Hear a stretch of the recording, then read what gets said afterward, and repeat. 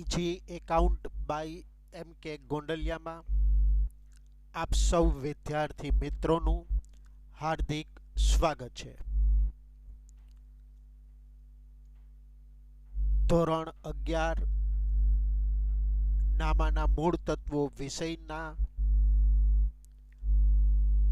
ભાગ 1 ના પ્રકરણ 1 હિસાબી પદ્ધતિ અને તેના પારિભાષિક શબ્દો ના સેશન 1 માં હું આપ સૌનું હાર્દિક સ્વાગત કરું છું.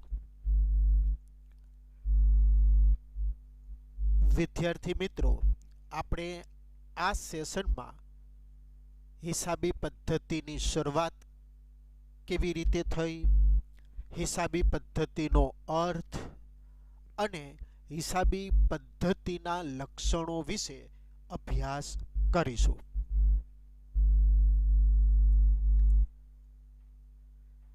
સૌ પ્રથમ આપણે હિસાબી પદ્ધતિની પ્રસ્તાવના જોઈએ, એટલે કે હિસાબોની શરૂઆત કેવી રીતે થઈ. વિદ્યાર્થી મિત્રો, આપ સૌ માહિતગાર હશો જ કે દરેક ધંધાની અંદર જે કંઈ લેવડ દેવડ થાય એ લેવડ દેવડ અંગેની નોંધ કરવી જરૂરી છે, જેથી આપણો ધંધો બરાબર ચાલે છે કે કેમ, કેટલો નફો કમાયા અથવા તો કંઈ નુકસાન થયું છે કે કેમ, અથવા એ સિવાય પણ ધંધાની અન્ય સ્થિતિઓ વિશેની માહિતી મેળવી શકાય. અને આ બધી માહિતી ત્યારે જ મળે જ્યારે આપણે ધંધાની અંદર જે કંઈ લેવડ દેવડ કરવામાં આવેલી હોય એની હિસાબોમાં નોંધ કરેલી હોય ત્યારે. તો આ હિસાબોની શરૂઆત કેવી રીતે થઈ તો આપણે એના વિશે જરા ટૂંકમાં સમજ મેળવીએ.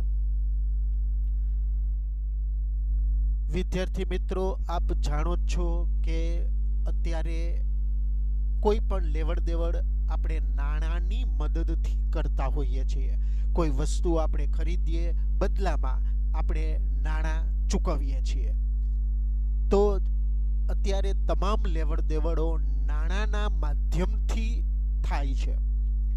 પરંતુ જ્યારે નાણું અસ્તિત્વમાં નહોતું ત્યારે સમાજની અંદર બદલા પદ્ધતિ, જેને બીજા શબ્દમાં કહેવામાં આવે છે સાટા પદ્ધતિ, અસ્તિત્વમાં હતી. આ બદલા પદ્ધતિમાં વસ્તુના બદલામાં બીજી વસ્તુ કે સેવા આપવામાં આવતી. ત્યારે જે લેવડ દેવડ થતી ત્યારે એ લેવડ દેવડ નાણાંની મદદથી થતી ન હતી. વસ્તુ લઈએ, બદલામાં સામે વસ્તુ કે સેવા આપીએ. તો આ રીતે વસ્તુ કે સેવાના બદલામાં વસ્તુ કે સેવાની અદલા બદલી થતી, જેને આપણે બદલા પદ્ધતિ કે સાટા પદ્ધતિ કહીએ છીએ.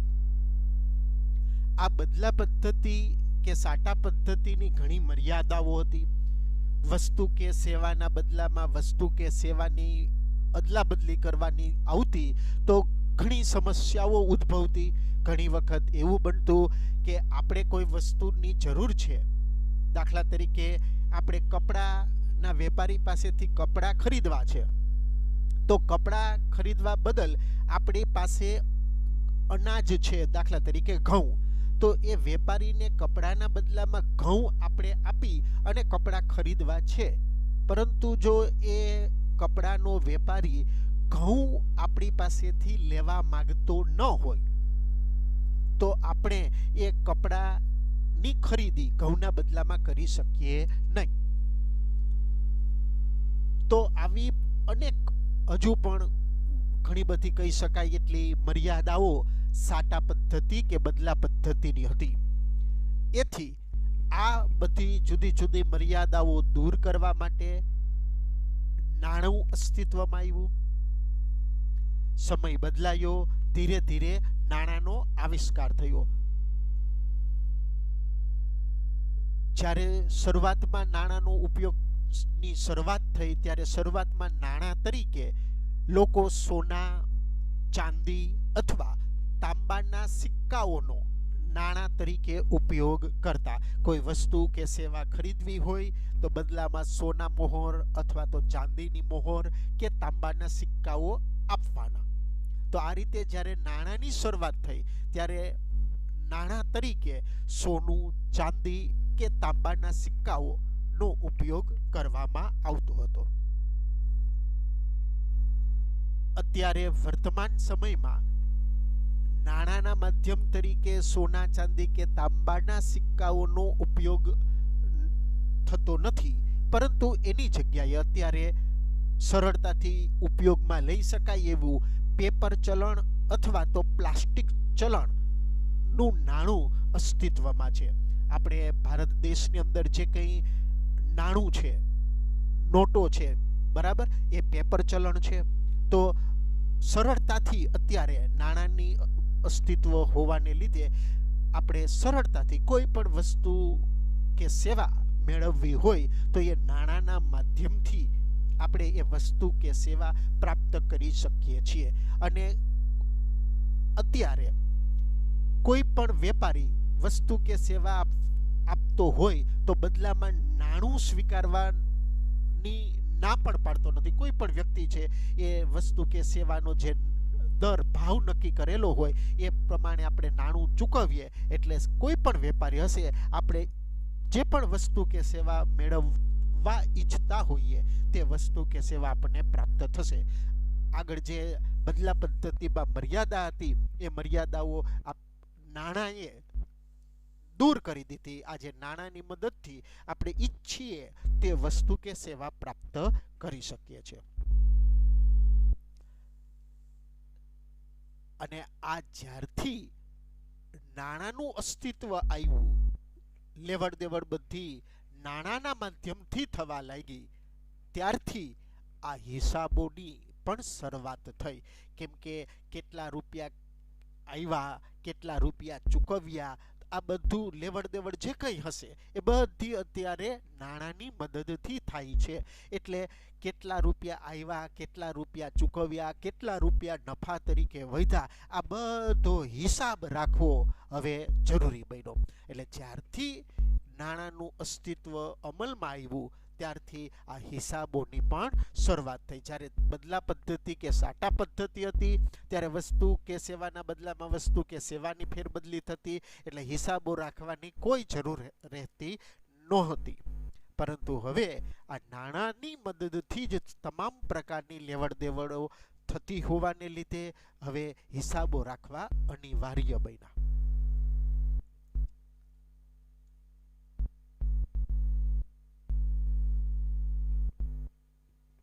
એવું માનવામાં આવે છે વિદ્યાર્થી મિત્રો કે ઈસવીસન 1494માં ઇટાલીની અંદર એક ગણિત શાસ્ત્રી થઈ ગયા જેમનું નામ હતું લ્યુકા પેસિઓલી.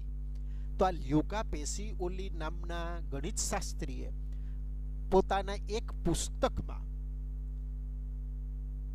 દ્વિનોંધી નામા પદ્ધતિ અંગેનો સૌ પ્રથમ ખ્યાલ રજૂ કર્યો એવું માનવામાં આવે છે. આપણે હમણાં વાત થઈ એમ કે જ્યારથી નાણું અસ્તિત્વમાં આવ્યું ત્યારથી હિસાબો રાખવાની જરૂરિયાત ઉદ્ભવી. તો આ જે હિસાબો રાખવામાં આવે છે એ હિસાબો રાખવાની જુદી જુદી પદ્ધતિઓ આવે છે. જેમ કે એક નોંધી નામા પદ્ધતિ, દેશી નામા પદ્ધતિ, દ્વિનોંધી નામા પદ્ધતિ. તો આ જે કંઈ જુદી જુદી પદ્ધતિઓ છે હિસાબો રાખવાની, એ બધી પદ્ધતિઓમાં દ્વિનોંધી નામા પદ્ધતિ સૌથી વધારે યોગ્ય છે. અને આજે આખા વિશ્વમાં આ દ્વિનોંધી નામા પદ્ધતિ મુજબ જ હિસાબો તૈયાર કરવામાં આવે છે. તો આ જે દ્વિનોંધી નામા પદ્ધતિ પ્રમાણે જે હિસાબો તૈયાર કરવામાં આવે છે, તો આ દ્વિનોંધી નામા પદ્ધતિનો સૌ પ્રથમ ખ્યાલ ઈસવીસન 1494માં ઇટાલીના ગણિતશાસ્ત્રી લ્યુકા પેસિઓલીએ રજૂ કરેલો છે એવું માનવામાં આવે છે. ભારત દેશની અંદર પણ હિસાબો ઘણા પ્રાચીન સમયથી રાખવામાં આવે છે અને એવું જોવા મળ્યું છે કે ભારતની અંદર હિસાબો અંગેની સૌ પ્રથમ રજૂઆત ચાણક્ય દ્વારા કરવામાં આવેલી હતી.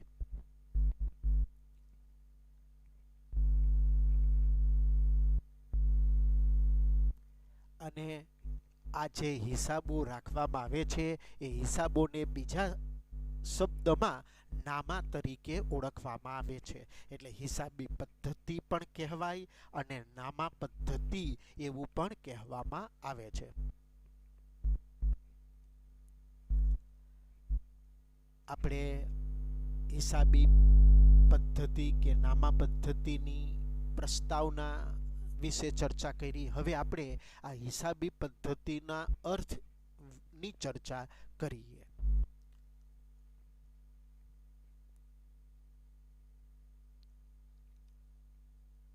સૌ પ્રથમ આપણે આ હિસાબી પદ્ધતિની વ્યાખ્યા જોઈએ. AICPA જેનું પૂરું નામ છે American institute of certified public accounts. તો એમણે હિસાબી પદ્ધતિની એક વ્યાખ્યા આપેલી છે.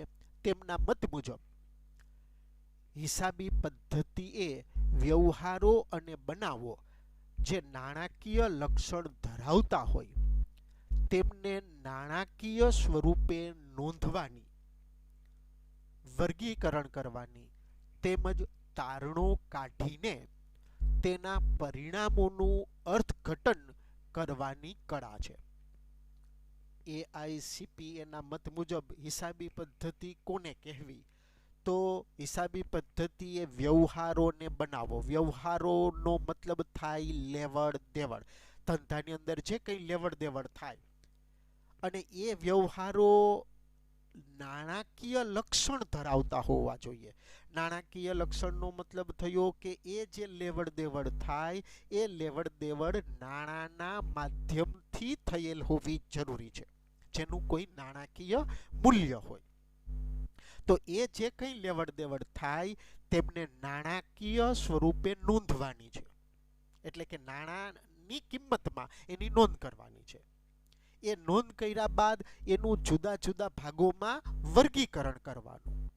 વર્ગીકરણ કર્યા બાદ એમાંથી તારણો કાઢી અને તેના પરિણામોનું અર્થઘટન કરવાની એક કળા છે. કળાનો મતલબ થાય છે આવડત. આ વ્યાખ્યા સમજવા માટે આપણે એક ઉદાહરણ જોઈએ. દાખલા તરીકે એક વેપારી ₹10,000નો માલ ખરીદે છે અને એ માલ ખરીદીને પોતાને ત્યાં લાવવા માટે વાહન ભાડાના ₹2,000 ચૂકવે છે. હવે આ બધો જ માલ આ વેપારી ₹15,000માં વેચી દે છે. તો નફો કેટલો થયો? તો નફો ₹3,000 થશે. 3,000 નફો શા માટે? તો 10,000નો માલ ખરીદ્યો. એ માલ આપણા દુકાન સુધી પહોંચાડવાનો વાહન ભાડાનો ખર્ચો થયો 2,000. એટલે આપણને એ માલ કેટલા રૂપિયામાં પડ્યો?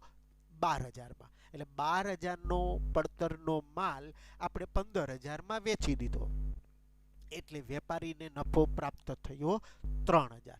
તો આ જે બાબત છે તો એમાં વેપારીએ માલ ખરીદ્યો 10,000માં, 2,000નો ખર્ચો વાહન ભાડાનો ચૂકવ્યો. તો એ નાણાકીય મૂલ્યમાં ખરીદી કરી, નાણાંના માધ્યમથી જ વાહનનું ભાડું ચૂકવ્યું. તો આ જે વ્યવહાર થયો ત્યારબાદ એ જ માલ ₹15,000માં વેચી દીધો. તો હિસાબોમાં આ ખરીદી કરી, ખર્ચો થયો, વેચાણ કર્યું એની નોંધ કરવામાં આવશે. પછી વેપારી એ નોંધ કર્યા બાદ એનું જુદા જુદા વિભાગો પ્રમાણે વર્ગીકરણ કરશે. વર્ગીકરણ કરવું એનો મતલબ ખરીદી હશે તો એ ખરીદીના વ્યવહારો અલગ વેપારી રાખશે. વેચાણ હશે, વેચાણને લગતા વ્યવહારો અલગ હશે.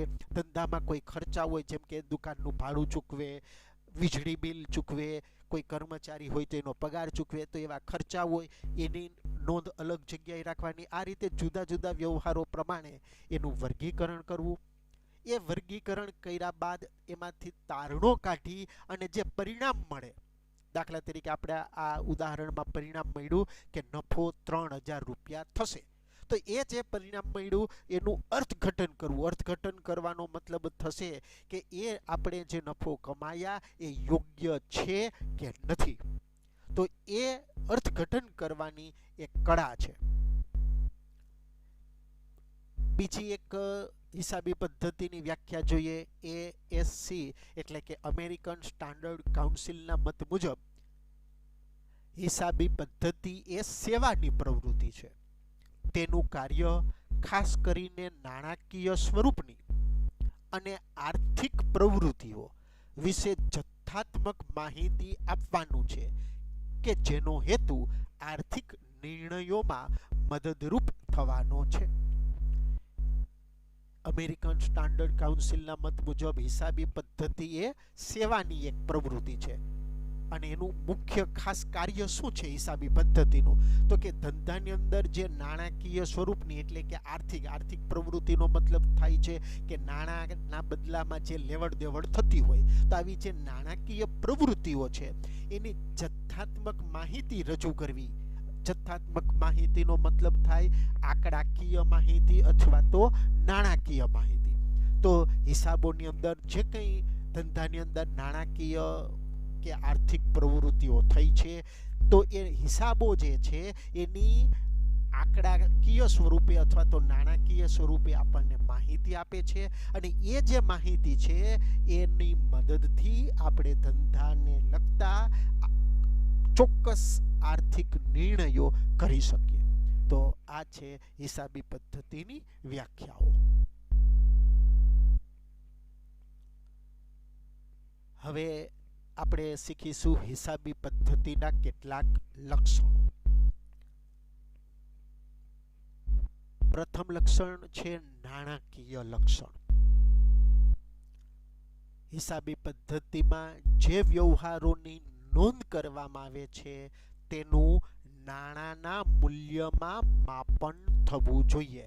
આપણે હમણાં આગળ વાત થઈ એ પ્રમાણે હિસાબોની અંદર એવા વ્યવહારો એટલે કે લેવડ દેવડની જ નોંધ કરવામાં આવે છે જેનું કોઈ નાણાકીય મૂલ્ય હોય, જેનું નાણાંનું મૂલ્ય નથી આંકી શકાતું એવી લેવડ દેવડ કે પ્રવૃત્તિઓની હિસાબોમાં નોંધ કરવામાં આવતી નથી. એટલે જેનું ચોક્કસ મૂલ્ય હોય એ મૂલ્ય ધરાવતી વસ્તુઓ કે સેવાઓની જ નોંધ હિસાબી પદ્ધતિમાં થાય છે. દાખલા તરીકે 5 કિલોગ્રામ ચોખા ₹40 કિલોગ્રામના ભાવે ખરીદ્યા. તો 5 કિલો ચોખાની ખરીદી કરી તો 1 કિલો ચોખાનો ભાવ ₹40 એટલે 5 કિલો ચોખાના કુલ રૂપિયા થશે ₹200. તો આ ચોખા ખરીદ્યા તો એનું નાણાકીય મૂલ્ય કેટલું થશે? 5 કિલો ચોખાનું ₹200. તો આ રીતે જે લેવડ દેવડ થાય છે એનું નાણાંના મૂલ્યમાં જ માપન થવું જરૂરી છે. બીજું લક્ષણ છે નાણું ફેરબદલીના માધ્યમ તરીકે. વસ્તુના બદલામાં વસ્તુ કે સેવા પ્રાપ્ત કરવાના સ્થાને વસ્તુનું નાણાંમાં અને નાણાંનો વસ્તુ કે સેવામાં વિનિમય થાય છે. હિસાબી પદ્ધતિનું બીજું લક્ષણ છે નાણું ફેરબદલીના માધ્યમ તરીકે. ફેરબદલી એટલે કે લેવડ દેવડ. તો આપણે ધંધાની અંદર કોઈ પણ વસ્તુ કે સેવા મેળવીએ કે આપીએ તો એ જે કંઈ લેવડ દેવડ કરીએ તે નાણાંની મદદથી થતી હોવી જરૂરી છે. એટલે આપણે કોઈ વસ્તુ કે સેવા મેળવીએ તો સામે બદલામાં નાણું ચૂકવવાનું, અથવા આપણે કોઈ વસ્તુ કે સેવા કોઈને આપીએ તો બદલામાં આપણે નાણાં દ્વારા એ નાણું પ્રાપ્ત કરવું. તો જે કંઈ વસ્તુ કે સેવાની ફેરબદલ કે વિનિમય થાય તે નાણાંની મદદથી જ થતા હોવા જોઈએ. એટલા માટે નાણું અમુક વાર આવકનું માધ્યમ બને છે તો તે જ નાણું અમુક વાર ખર્ચનું માધ્યમ બને છે. એટલે આપણે કોઈ વસ્તુ ખરીદી બદલામાં નાણાં ચૂકવ્યા તો આપણા માટે એ નાણાં ખર્ચ બન્યું કહેવાય. અને એનાથી ઉલટું આપણે કોઈ વસ્તુ આપી બદલામાં નાણાં મેળવ્યા તો આપણા માટે નાણું આવકનું માધ્યમ બનશે. ત્રીજું લક્ષણ છે વ્યવહારોનું વર્ગીકરણ અને વિશ્લેષણ. આપણે હમણાં જ વ્યાખ્યામાં શીખી ગયા કે હિસાબી પદ્ધતિમાં નાણાકીય વ્યવહારો નોંધવા અને નોંધ્યા બાદ એનું વર્ગીકરણ કે વિશ્લેષણ કરવામાં આવે છે. તો આ જે વર્ગીકરણ કે વિશ્લેષણ કરવામાં આવે છે તો એ રોકડ સ્વરૂપે અથવા તો બિન રોકડ સ્વરૂપ, જેને ઉધાર સ્વરૂપ પણ કહેવાય છે. એટલે આનો મતલબ એવો થયો કે વેપારી જે ચીજ વસ્તુ કે સેવાની લેવડ દેવડ કરતો હોય છે એ રોકડ સ્વરૂપે કરતો હોય છે અથવા તો ઉધાર સ્વરૂપે. દાખલા તરીકે વેપારી છે 5 કિલો ચોખા કોઈ ગ્રાહકને વેચે છે, બદલામાં એ ગ્રાહક પાસેથી 200 રૂપિયા મેળવે તો એ રોકડ સ્વરૂપે લેવડ દેવડ થઈ. અને બિન રોકડ સ્વરૂપે એટલે કે ઉધાર વ્યવહાર કે લેવડ દેવડનો મતલબ થાય કે વેપારી 5 કિલો ચોખા આપે છે ગ્રાહકને, પણ ગ્રાહક અત્યારે ખરીદી કરતી વખતે વેપારીને નાણાં ચૂકવતો નથી, પણ એ નાણાં ગ્રાહક વેપારીને અમુક દિવસો પછી ચૂકવશે. તો આ પ્રકારની લેવડ દેવડને બિન રોકડ સ્વરૂપની અથવા તો ઉધાર વ્યવહાર તરીકે ઓળખવામાં આવે છે. હિસાબોમાં આવકો, ખર્ચ, મિલકત, દેવા, આમ જુદા જુદા પ્રકારના વ્યવહારો હોય છે. તો જે હિસાબી પદ્ધતિમાં જુદા જુદા લેવડ દેવડોના વ્યવહારો થાય છે એને આ પ્રમાણે જુદા જુદા સ્વરૂપમાં કે વિભાગોમાં વર્ગીકરણ કરવામાં આવે છે. આવક હોય એ આવક સ્વરૂપના વર્ગીકરણમાં, ખર્ચ હોય એ ખર્ચ સ્વરૂપમાં, ધંધામાં મિલકતો હોય, મિલકત એટલે જમીન, મકાન, યંત્રો, ફર્નિચર, આ બધી મિલકતો કહેવાય, તો એ મિલકત સ્વરૂપમાં વર્ગીકરણ કરવાનું. દેવાનો મતલબ થાય આપણે કોઈને રૂપિયા ભવિષ્યમાં ચૂકવવાના હોય તો એ દેવા અંગેના વ્યવહારો. તો જુદા જુદા સ્વરૂપના વ્યવહારો ધંધામાં થતા હોય છે અને આ વ્યવહારોનું જુદા જુદા સ્વરૂપ પ્રમાણે એનું વર્ગીકરણ કરવામાં આવે છે. જેનું જે તે ખાતામાં વર્ગીકરણ કર્યા બાદ એનું વિશ્લેષણ કરવામાં આવે છે. ચોથું લક્ષણ છે વ્યવહારોનું અર્થઘટન. કોઈ પણ બે હિસાબી વ્યવહારોને કારણે મળતા પરિણામને વ્યવહારોનું અર્થઘટન ગણી શકાય. આપણે હમણાં જ ઉદાહરણમાં જોયું કે એક વેપારી છે એ ₹10,000 વસ્તુ ખરીદી કરે છે.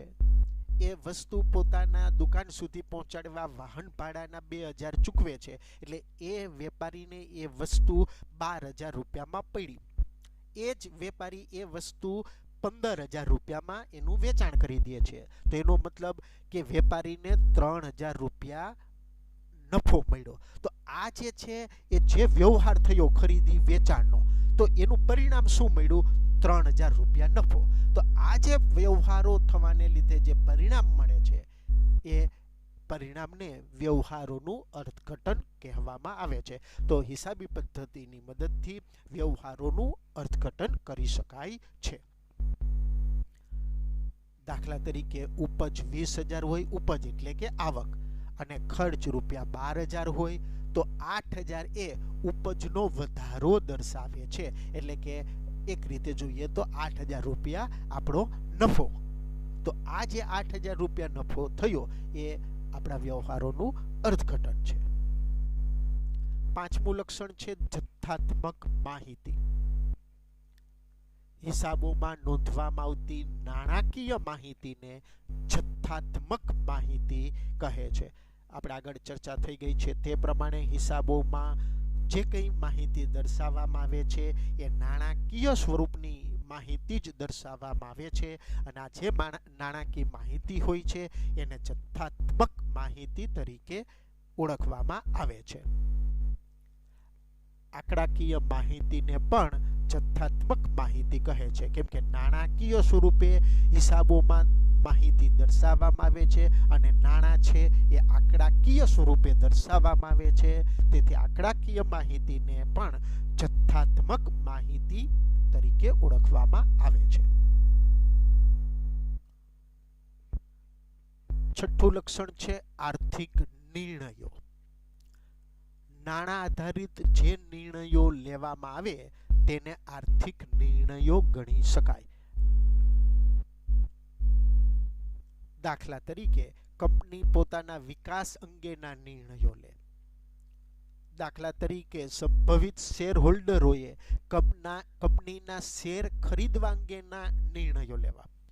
હિસાબી પદ્ધતિની મદદથી કોઈ પણ વ્યક્તિ છે, કોઈ ધંધાનો વેપારી છે, આર્થિક નિર્ણયો લઈ શકે છે અને આ નાણાંને લગતા જે કંઈ નિર્ણયો લેવા હોય એ આર્થિક નિર્ણયો કહેવામાં આવે છે અને આર્થિક નિર્ણયોની માહિતી આપણે હિસાબી પદ્ધતિની મદદથી જ મેળવી શકીએ છીએ.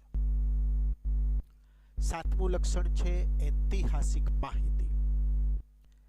ઐતિહાસિકનો મતલબ થાય છે ભૂતકાળની બાબત, એટલે જે ભૂતકાળની ઘટના કે બાબતો હોય છે એમને ઐતિહાસિક માહિતી તરીકે ઓળખવામાં આવે છે. હિસાબો ભૂતકાળની માહિતીના આધારે તૈયાર કરવામાં આવે તો એને ઐતિહાસિક માહિતી કે ભૂતકાળની માહિતી કહે છે. આપણે જે હિસાબો વિશે અભ્યાસ કરી રહ્યા છે તો હિસાબોની અંદર જે નોંધ કરવામાં આવે છે એ હિસાબ થઈ ગયા પછી નોંધ કરવામાં આવે છે. દાખલા તરીકે વેપારી ₹5000ના માલનું વેચાણ કરે છે. હવે એ વેપારી એ વ્યવહારની નોંધ હિસાબોમાં ક્યારે કરે તો એ ઘટના બની ગયા પછી, એટલે કે 5000નો માલનું વેચાણ કરી દીધું, ગ્રાહક પાસેથી એમને ₹5000 પણ મળી ગયા. આ ઘટના બની ગયા પછી એની હિસાબોમાં નોંધ કરવામાં આવે છે. હિસાબોમાં ક્યારે વ્યવહાર કે ઘટના બન્યા પહેલા એની નોંધ કરવામાં આવતી નથી.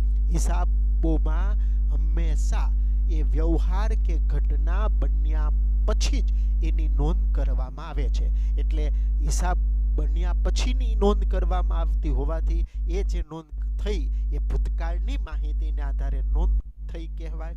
એટલા માટે હિસાબો છે એ ઐતિહાસિક માહિતી રજૂ કરે છે એવું કહી શકાય.